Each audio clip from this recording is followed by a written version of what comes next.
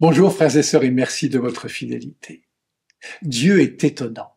On se souvient du prophète qui, menacé de mort par la reine Jézabel, épouse du roi Akab, s'enfuit dans la montagne. Le Seigneur avait dit à Élie, « Tiens-toi sur la montagne devant le Seigneur, car il va passer. » Ce jour-là, le Seigneur n'était ni dans l'ouragan, ni dans le tremblement de terre, ni dans le feu, mais dans le souffle d'une brise légère. Oui, Dieu est déroutant.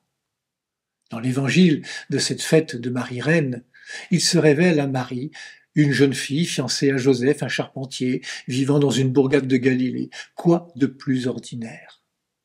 Pourtant, c'est bien là que Dieu choisit de parler à Marie et de lui révéler son projet de partager notre condition humaine dans un enfant qui naîtra de son sein.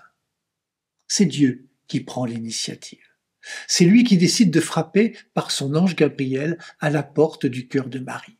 Pourquoi elle? Eh bien parce qu'elle a trouvé grâce auprès de Dieu. Nous n'aurons pas d'autres explications. La manière dont Dieu s'y prend pour nous rejoindre est toujours surprenante. Ainsi, il nous oblige à prendre le temps du discernement.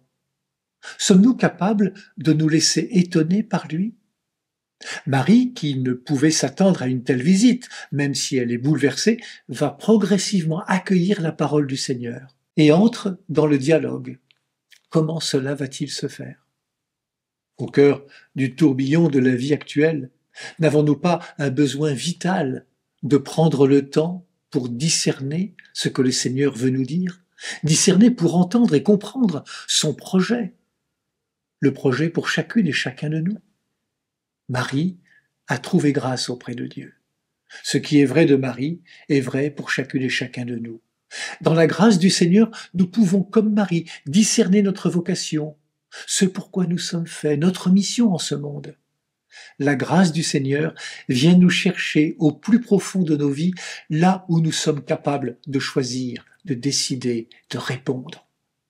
Confiante, Marie choisit de répondre oui au Seigneur en proclamant « Voici la servante du Seigneur, que tout m'advienne selon ta parole ». Sommes-nous suffisamment libres pour accepter l'inattendu de la grâce de Dieu?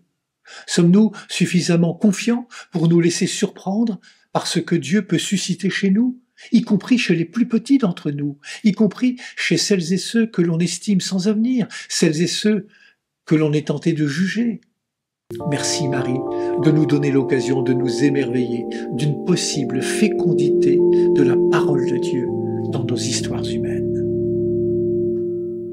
Femme donnée par Dieu à l'Église naissante, qui brûle d'accueillir le souffle de l'Esprit, ton silence nous offre un espace de paix.